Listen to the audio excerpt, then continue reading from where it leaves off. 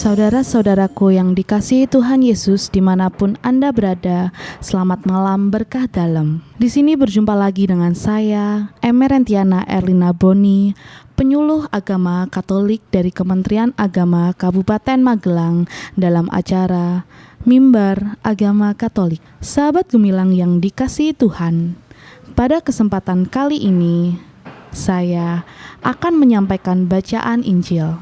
Injil hari ini diambil dari Injil Lukas bab 2 ayat 1 sampai dengan ayat 14 tentang kisah kelahiran Yesus. Pada waktu itu, Kaisar Agustus mengeluarkan suatu perintah, menyuruh mendaftarkan semua orang di seluruh dunia. Inilah pendaftaran yang pertama kali diadakan sewaktu Kirenius menjadi wali negeri di Syria. Maka pergilah semua orang mendaftarkan diri, masing-masing di kotanya sendiri. Demikian juga Yusuf pergi dari kota Nazaret di Galilea ke Yudea, ke kota Daud yang bernama Betlehem, karena ia berasal dari keluarga dan keturunan Daud, supaya didaftarkan bersama-sama dengan Maria, tunangannya, yang sedang mengandung. Ketika mereka di situ, tibalah waktunya bagi Maria untuk bersalin, dan ia melahirkan seorang anak laki-laki, anaknya yang sulung, lalu dibungkusnya dengan lampin, dan dibaringkannya di dalam palungan, karena tidak ada tempat bagi mereka di rumah penginapan. Di daerah itu ada gembala-gembala yang tinggal di padang menjaga kawanan ternak mereka pada waktu malam. Tiba-tiba berdirilah seorang malaikat Tuhan di dekat mereka, dan kemuliaan Tuhan bersinar meliputi mereka, dan mereka sangat ketakutan. Lalu kata malaikat itu kepada mereka, "Jangan takut, sebab sesungguhnya aku memberitakan kepadamu kesukaan besar untuk seluruh bangsa. Hari ini telah lahir bagimu juru selamat, yaitu Kristus Tuhan di kota Daud, dan inilah tandanya bagimu. Kamu akan menjumpai seorang bayi dibungkus dengan lampin dan terbaring di dalam palungan." Dan tiba-tiba tampaklah bersama-sama dengan malaikat itu sejumlah besar bala tentara surga yang memuji Allah, katanya, "Kemuliaan bagi Allah di tempat yang maha tinggi, dan damai sejahtera di bumi di antara manusia yang berkenan kepadanya." Demikianlah sabda Tuhan. Sahabat gemilang yang dikasihi Tuhan dimanapun engkau berada, baru saja kita mendengarkan Injil mengenai kisah kelahiran Yesus. "Sesungguhnya aku memberitakan kepadamu kesukaan besar untuk seluruh bangsa. Hari ini telah lahir bagimu juru selamat, yaitu Kristus Tuhan di kota Daud. Inilah tandanya bagimu, kamu akan menjumpai seorang bayi dibungkus dengan kain lampin dan terbaring di dalam palungan." Saya akan menceritakan sebuah kisah malam Natal bagi saya, yang merupakan malam Natal yang sangat berkesan, mungkin yang paling berkesan di antara Natal sebelumnya. Mulai siang hari 24 Desember, saya ikut bergabung bersama keluarga sahabat saya menantikan kelahiran anak pertama mereka di rumah sakit. Suasana penuh harap, cemas, pasrah, gembira, campur aduk memenuhi hati kami. Puncak-puncak ketegangan waktu itu, si ibu merasakan sakit, membuat kami semua menyatu untuk menularkan kekuatan. Suasana yang penuh macam-macam perasaan itu sekitar 12 jam. Dan akhirnya bayi kecil yang dinantikan lahir sekitar jam 10.45 malam. Kami semua sangat gembira. Kami kidungkan lagu-lagu Natal sebagai tanda syukur, karena sang bayi kecil telah diperkenankan memulai hidup baru di tengah kami. Sejak semula kami merencanakan untuk ikut perayaan misa malam Natal di gereja dekat rumah kami.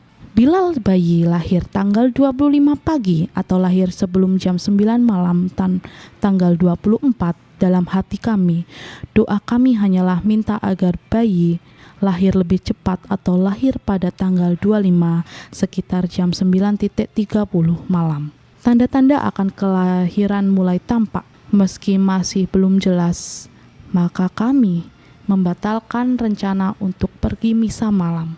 Pokoknya kami ingin menunggui sampai bayi itu lahir. Biarlah kami merayakan Natal dengan menantikan kelahiran bayi mungil itu. Tetapi ternyata Tuhan memberikan jalan keluar yang sangat membahagiakan bagi kami. Sang bayi itu lahir 1 jam sebelum misa malam Natal.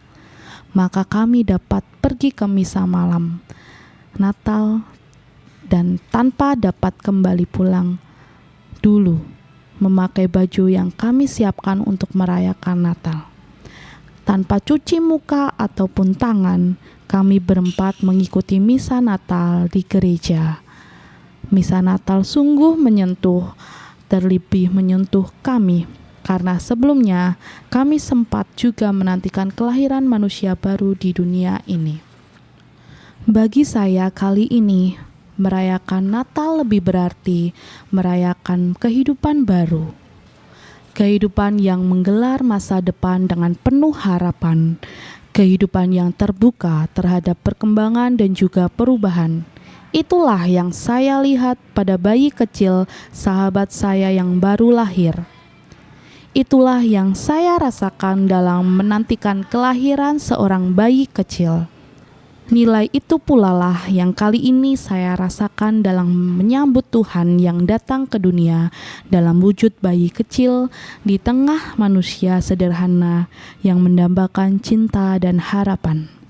Sebagaimana kelahiran bayi sahabat saya yang telah memberikan harapan dan kegembiraan bagi seluruh keluarga dan juga bagi si bayi sendiri. Kedatangan Tuhan di dalam hati saya dan di tengah dunia ini memberikan harapan kepada seluruh manusia. Kedatangan Tuhan juga memberikan kegembiraan kepada mereka yang menerimanya. Kedatangannya juga memberikan damai kepada hati yang terbuka kepadanya. Karena dialah sang damai, sumber kegembiraan sejati dan puncak harapan hidup. Pertanyaan yang muncul dalam hati saya malam itu adalah, apakah Tuhan yang datang sungguh dirasakan membawa damai, kegembiraan, dan harapan bagi saudara-saudara yang terlantar, tertindas, dan tersingkir?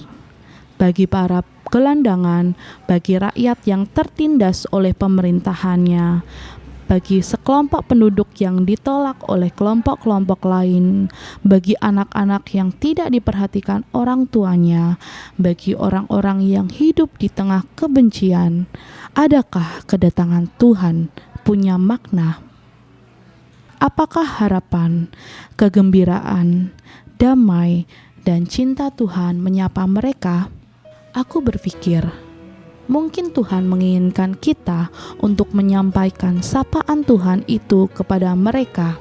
Malam itu aku bertanya kepada diriku sendiri, apa yang dapat kubuat untuk ikut membawa damai Natal kepada orang-orang itu? Malam itu aku berpikir, bagaimana aku dapat sedikit saja menyampaikan damai itu kepada segelintir orang yang membutuhkan. Entah bagaimana pagi harinya aku pergi mengunjungi rumah panti jompo. Aku sekedar mengucapkan selamat Natal, berjabat tangan dan tertawa mendengarkan mereka bercerita.